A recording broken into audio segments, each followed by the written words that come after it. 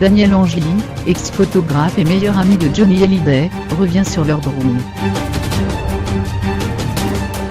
Daniel Angeli a été le photographe de Johnny Hallyday pendant 17 ans, avant de se faire écarter de l'entourage du rocker du jour au lendemain.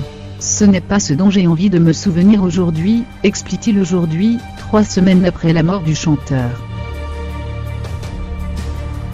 Il fut un temps où il eut grave, Daniel Angeli suivait partout Johnny Hallyday en tournée, en vacances à Saint-Barth, dans ses moments d'intimité avec Laetitia, ou bien encore lorsqu'ils ont adopté Jade lors d'un voyage au Vietnam. À l'été 2010, le photographe a ensuite été écarté de la vie du rocker, après 17 ans de bons et loyaux services.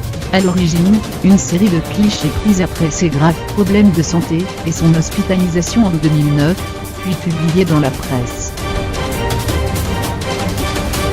À l'époque, l'île était remplie de paparazzi prêts à saisir le retour à la vie de Johnny. Pour le couvrir, j'ai acheté tous leurs clichés, et j'ai ensuite sélectionné les photos avec sa femme Laetitia. Elle a choisi les images qui figureraient dans le magazine, mais l'article n'a finalement pas plu à Johnny, et je me suis fait virer du jour au lendemain. Madame Hallyday n'y est pas vraiment étrangère, expliquait à l'époque Daniel Angeli, bien amer, dans les colonnes de France Dimanche.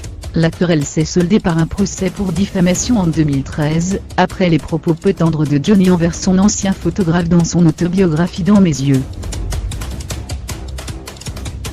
De l'eau a coulé sous les ponts, et le photographe ne souhaite aujourd'hui se souvenir que des bons moments. De cette dispute, il n'a plus envie d'en parler, assure-t-il dans les colonnes du Figaro mercredi 26 décembre. Ce n'est pas le sujet et ce n'est pas ce dont j'ai envie de me souvenir aujourd'hui.